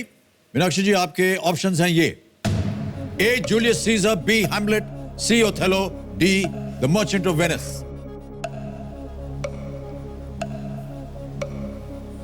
ओथेलो और हैमलेट, क्योंकि इन पर बॉलीवुड में फिल्में भी बनी हैं, ये 2 वो नहीं है. मुझे बहुत हद तक इसका आंसर ऑप्शन डी लग रहा है, merchant of Venice. I am not very sure, लेकिन क्योंकि ये कहानी हमने बचपन में पढ़ी है, जिसमें 2 सौदागरों की कहानी है और कैसे उनका फैसला होता है, ये मैं कुछ उससे एसोसिएट कर पा रही हूँ, लेकिन I am not very sure about it. But if I have to go with the answer, I will go with D, option D. Expert advice कह रहे हैं डी. क्या करना चाहेंगे? लगा दें ताला? D the Merchant of Venice. ताला लगाइए कंप्यूटर जी. देखिए, मैं आपको एक बात बता दूं. जूलियस सीजर में भी उनके बंधु ने उनको चाकू मार दिया था, ब्रूटस ने. ओथेलो में उनका कैसियो था जिसने जाकर के उनकी पत्नी डेस्डिमोना और इयागो एक थे उनके जो दोस्त थे, उसने जाकर के जहर घोल दिया था उनके मन में. हैमलेट, चलिए हम मानता है कि वो बेचारे अकेले थे, अकेले जाकर पहाड़ी पर जाकर के कहीं बोला करते थे अपने आप से ही, लेकिन ओरिजिनल उसका दोस्त ही था. होरेशियो उसमें था उनका दोस्त. सब में कहीं ना कहीं बंधु थे, लेकिन जो दुर्लभ बंधु है वो मर्चेंट ऑफ वेनिस है. बिल्कुल सही. बहुत खूब मीनाक्षी जी, बहुत बहुत बधाई और धन्यवाद आपका. एकदम सही उत्तर दिया आपने. 12,50,000 रुपए जीत गए. Bharatendu translated Durlabh Bandhu from the Bengali translation titled Suralata Natak. Bengali में हुआ था ये 1877 में by Pyarelal Mukhopadhyay. Bhartendu replaces the names of characters and places with Indian names but maintains their phonetic similarity. Thus, Antonio is Anant, Bassanio is Basant, Celerio is Saral, Portia is Purashri, Shylock is Sheralaksh, and Venice is Vanshnagar. Bhartendu Harishchandra, यानी आधुनिक हिंदी के वो बहुत बड़े प्रचारक. जी. राजेंद्र सिंह जी, हमारी जो गंगा नदी है उसकी स्थिति बहुत खराब है. बहुत सारा इसमें प्रदूषण जा रहा है और गंगा की जो पवित्रता है वो मंद होती चली जा रही है. क्या कर सकते हैं इस विषय पर? गंगा दिन ब दिन बदतर हालत में है। गंगा माँ आज आईसीयू में भर्ती है और उसकी जो बीमारी है वो हृदय रोग की है और उसका जो इलाज कर रहा है वो दांतों का डॉक्टर कर रहा है। तो जब बीमारी हृदय की हो और इलाज दांतों का डॉक्टर करता है तो इंजेक्शन भी देता है, दवाई भी खिलाता है, लेकिन रोगी ठीक नहीं होता। तो अभी हो ये रहा है कि हम गंगा की निर्मलता के नाम पर बहुत पैसा खर्च कर रहे हैं और बहुत लंबे समय से कर रहे हैं, लेकिन गंगा जी इसलिए ठीक नहीं हुई कि गंगा का जो इकोलॉजिकल इन्वायरमेंटल फ्लो है, जिसको हम हिंदी में निसर्ग प्रवाह कहते हैं, नेचुरल फ्लो कहते हैं, वो बिल्कुल अवरुद्ध हो गया है। गंगा जी जगह जगह मर जाती हैं। अप्रैल से लेकर और मई के बीच में गंगा जी का जो बहुत सारी जगह पर नरोरा में, बिजनौर के नीचे, कानपुर और कन्नौज के बीच में बिल्कुल मर जाती हैं, सूख जाती हैं। तो जब गंगा के अंदर प्रवाह ही नहीं रहेगा, पानी ही नहीं रहेगा, तो फिर वो गंगा माई कैसे अपने आप को अपनी बचा सकेगी। मैं आपको दो छोटी बातें कहना चाहता हूँ। गंगा इस दुनिया में सबसे विशिष्ट गुण वाली नदी है जी। वो नदी नहीं है बल्कि वो इस देश की माँ है, वो सांस्कृतिक माँ है। गंगा जल में 17 तरह के रोगों को मारने की गंगा जल के अंदर जो बायोफाज होता है उसके अंदर ये गुण था। और प्रोफेसर जीडी अग्रवाल जब आईआईटी कानपुर के हेड थे तब उन्होंने अपने सारे विद्यार्थियों को ऊपर से नीचे तक गंगा पर रिसर्च में लगाया और बहुत सारे वैज्ञानिकों ने, बड़े वैज्ञानिकों ने जिनका इस देश में बड़ा नाम है, उन्होंने ये सब रिसर्च करके बताया। और हम सबका मानना ये है कि गंगा में जो पॉल्यूटिंग कंटेंट्स हैं वो इंडस्ट्री बहुत तेज़ी से डाल रही है। पिछले 5 साल का सेंट्रल पॉल्यूशन कंट्रोल बोर्ड का डेटा बता रहा है कि अब गंगा में अप्रैल में कहीं भी स्नान करने के लायक पानी का चरित्र बचता नहीं है। ये जो गंगा जी की बहुत हालत खराब हुई है, इस हालत को यदि हम सचमुच ठीक करें तो मुझे लगता है कि आपका जो वो गीत था ना और आपकी जो गंगा की सौगंध थी, उस गंगा की सौगंध में, और जो आपने बहुत बाद में बहुत अच्छे से गाया कि मैं गंगा छोरा गंगा किनारे का और पान खा के मैं बड़ा रसवाला बन गया, और फिर आपने ये भी कहा कि मेरी जो बंद अकल थी उसका ताला खुल गया। तो जब हम इस विनम्रता से गंगा के बारे में सोचेंगे कि गंगा की जो विलक्षण प्रदूषण नाशनी शक्ति है वो हम गंगा जी से ही सीख कर उसी के रक्षण में, उसी के प्रबंधन में हम लोग जुट जाएं, तो मुझे लगता है कि शायद इन सरकारों को समझ में आएगा। बहुत कुछ विस्तार से इसके ऊपर काम करना होगा। बहुत सारी चीज़ों को आपने सही कहा कि बहुत सारा इस पे धन जो है वो डाला गया है, कई सालों से इसमें प्रयत्न किया जा रहा है, लेकिन कहीं ना कहीं गंगा की जो पवित्रता है वो मंद हो गई है। और हमारे यहाँ तो देखिए गंगा जल घर में रखते हैं, मृत्यु के समय गंगा जल डाला जाता है। कई बार कुछ अगर मान लीजिए किसी काम पे गए और वो सही हो गया तो बोलते हैं चलो भैया आज गंगा नहा लिए हम, है कि नहीं? बिल्कुल तो बिल्कुल। ये सब पुरानी प्रथाएं सब चली आ रही हैं। हमारे घर में भी कई बार ऐसे होता है, बात करते समय क्या भैया कैसे, भैया गंगा नहा लिए, हमारा ये काम हो गया। बिल्कुल। तो इतना उसको पवित्र माना गया है। और ये आपने सही कहा, हमको आज पहली बार पता चला कि 17 ऐसे गुण हैं उसमें जी जो कि उसको इतना पवित्र रखते हैं कि साइंटिफिकली ये प्रूवन जगह है। इसीलिए क्योंकि वो खराब नहीं होता है गंगा जल, कहीं भी आप रख दीजिए वो खराब नहीं होता, उसकी कोई एक साइंटिफिक वजह होगी। इसीलिए आखिरी वक्त में हर भारतीय की इच्छा ये होती है कि जब उसकी मृत्यु हो तो 2 कंठ गंगा जल उसके कंठ में आ जाए। ये जो हमारा भाव था, ये भाव को जिंदा रखने के लिए अब हमारी सरकार ने गंगा को राष्ट्र नदी घोषित किया। हमारी गंगा का अलग मंत्रालय भी है, लेकिन गंगा को अविरलता प्रदान करने वाला जो एक राष्ट्रीय प्रोटोकॉल बनना चाहिए था वो नहीं बना। जैसे हमारा राष्ट्रीय ध्वज है, हम राष्ट्रीय ध्वज के साथ कोई मजाक नहीं कर सकते, उसको फाड़ नहीं सकते, उसमें गंदगी नहीं बांध सकते, लेकिन आपकी राष्ट्रीय नदी गंगा में आप सारे औद्योगिक घरानों का सब गंदा पानी डाल सकते हैं। जब हमारी माँ है गंगा तो उसको मैला ढोने वाली मालगाड़ी नहीं बनाना चाहिए। लेकिन मेरा ऐसा मानना है कि अब इस ओर बहुत ही सक्षम कदम उठाए जा रहे हैं और धीरे धीरे इसमें काम चल, इतनी जल्दी भी यह काम नहीं हो सकता।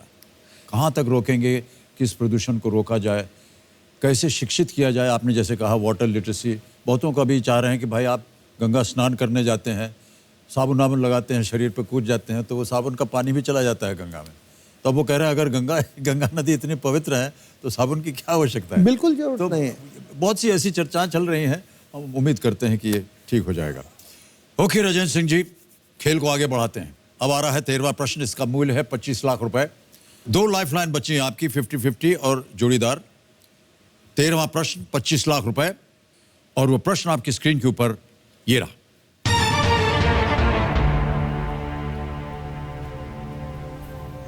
पहले कृत्रिम जीन के निर्माण का श्रेय किस नोबेल पुरस्कार से सम्मानित वैज्ञानिक को दिया जाता है?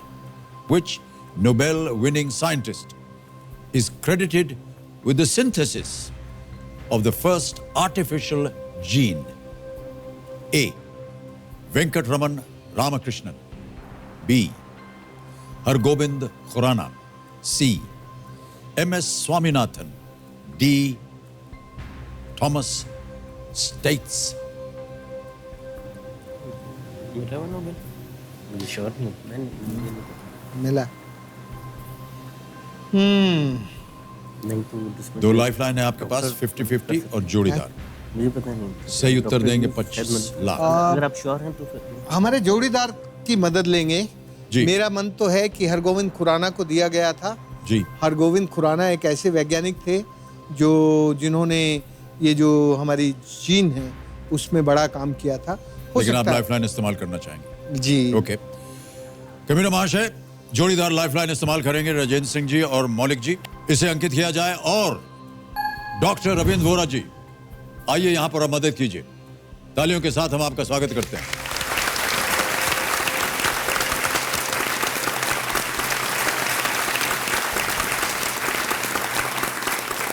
प्रश्न आपके सामने है। पहले कृत्रिम जीन के निर्माण का श्रेय किस नोबेल पुरस्कार से सम्मानित वैज्ञानिक को दिया जाता है? Which Nobel winning scientist is credited with the synthesis of the first artificial gene? A. Venkatraman Ramakrishnan. B. Hargobind Khurana.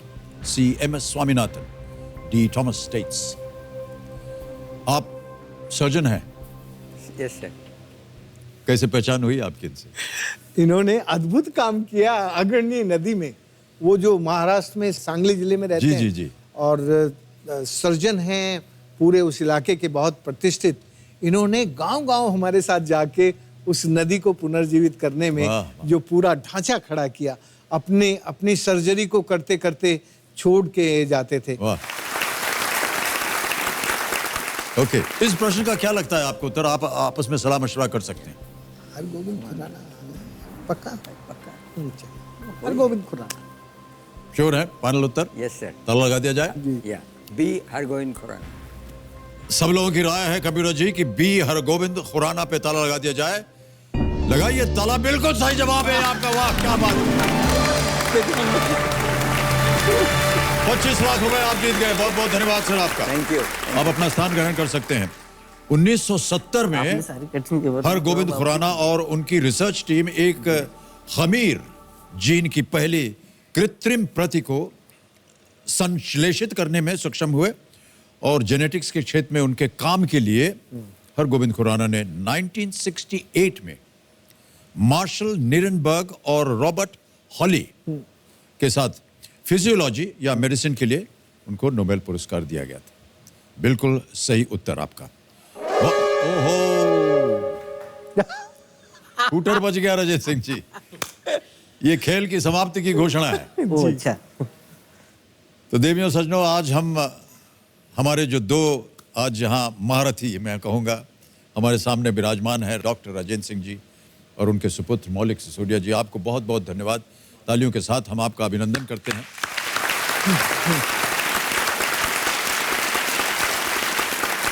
25 lakh रुपए आप जीतते हैं। और ये जो 25 लाख रुपए हैं आजकल डिजिटली हम लोग ट्रांसफर कर देते हैं। यहाँ बैठे बैठे ट्रांसफर बटन दबाया, आपकी संस्था का नाम आ गया, फंड ट्रांसफर का बटन दबाया, 25 1 2 3 4 एक और, ठीक है जी। 25 लाख है। ओके दबाया, कंफर्म किया, ये 25 लाख रुपए आपके गए बैंक में संस्था के नाम पर। बहुत बहुत बधाई। बहुत ही तेज, सुरक्षित और आसान तरीका है। एक छोटा सा प्रश्न, घर पर बैठे हुए जो लोग हैं वो क्या कर सकते हैं पानी को बचाने के लिए? घर पर बैठे लोग सुबह जब उठते हैं, दांत धोने से लेकर वो खुला छोड़ देते हैं। वहाँ से हम निजी ज़िंदगी में शुरुआत करें और फिर हमारे घर की जो छतें हैं, हमारे घर का जो आंगन है और जो हमारे खेत हैं, जहाँ पर जो पानी बरसता है उसको वहाँ समझकर सहेजने का काम करें। जब हमें पानी का काम करना हो तो सबसे पहले पानी को समझना, फिर पानी को समझकर सहेजना, उसको संरक्षण करना, उसको हार्वेस्ट करना, और फिर जब उसको हार्वेस्ट करने लगे तो फिर अनुशासित होकर उसको उपयोग करना।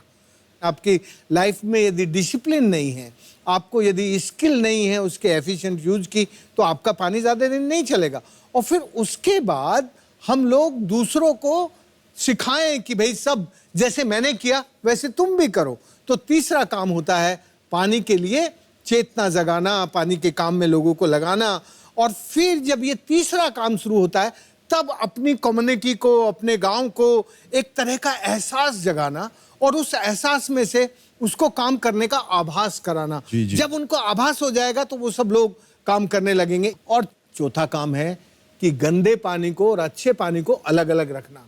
आज भारत की सबसे बड़ी समस्या ये है कि जो हमारा बारिश का अच्छा पानी है वो गंदे पानी में मिल जाता है और गंदे पानी का अंबार खड़ा हो जाता है। बहुत अच्छा पानी का एक तालाब भरा है, उसमें आपने यदि थोड़ा सा भी गंदा पानी मिला दिया तो आपका अच्छा पानी का जो भंडार है वो बीमारी पैदा करने वाला होता है। तो मुझे लगता है कि अभी इस 21वीं शताब्दी में ये सबसे ज़्यादा ज़रूरी है कि मेरी हेल्थ और इस पानी की हेल्थ का रिश्ता क्या है, मेरी हेल्थ और मेरी नदी की हेल्थ के साथ मेरा रिश्ता क्या है, इसकी समझ यदि बढ़ा देंगे भाई साहब तो मुझे लगता है कि भारत के लोग पानीदार बन जाएंगे। भारत के पास इतना पानी है, इतना पानी है कि हम यदि उसको ठीक से उपयोग करें तो हम कभी बेपानी नहीं होंगे। हमारी पॉपुलेशन बढ़ी है, ये सब आबादी का दबाव है, लेकिन इस आबादी की भी ज़रूरत पूरे करने की ताकत हमारे अंदर आज है पानी की। बस जी, तो मैं ऐसा समझता हूं कि हम सबको एक प्रण लेना चाहिए जी। और आज मैं अपने जितने भी दर्शक हैं और यहाँ जितनी जनता है उन सब से आग्रह करूँगा कि एक छोटा सा हम प्रण यहाँ पर लेना चाहेंगे, और वो ये कि जल ही जीवन है। आइए हम ये प्रण करें, ये सुनिश्चित करें कि हम अपने आसपास जल को व्यर्थ नहीं जाने देंगे, हम उसकी एक एक बूंद बचाएंगे और इस धरती में फिर से हरियाली, खुशहाली लाएंगे। बहुत बहुत धन्यवाद आपको। वाह वाह वाह वाह, बहुत सुंदर। तो एक बार फिर आपका अभिनंदन करते हैं, और कभी भी आपको मेरी आवश्यकता पड़े, अगर हम अपने चेहरे से या अपनी आवाज़ से कुछ कह सकें, बोल सकें, तो हम पर ये बड़ी कृपा करें, हम अवश्य इसमें काम करना चाहेंगे। बहुत बहुत धन्यवाद आपका, एक बार तालियों के साथ अभिनंदन। तो देवी और सज्जनों, आज राजेंद्र सिंह जी से मिलने के बाद एक बात साफ हो गई कि पानी हमारे बैंक बैलेंस की तरह है। हमारे इस बैंक बैलेंस में से हम उतना ही निकाल पाएंगे जितना हमारे पास बैलेंस है। हम जितना पानी बचाएंगे, अपनी भूमि के जल स्तर को जितना बढ़ाएंगे, हमारे लिए उतना ही पानी उपलब्ध होगा, वरना पानी की बूंद बूंद को तरसना ही हमारी नियति होगी। बहुत बहुत धन्यवाद, शुभ रात्रि, and do take very good care of yourselves. पानी बचाइएगा। धन्यवाद। हम चाह रहे हैं कि फोटो खींच ली जाए। सर आपको आना पड़ेगा नीचे, ये यहाँ फिंगर पे हम इसको लगाते हैं, फोन के शुरू हो जाता है।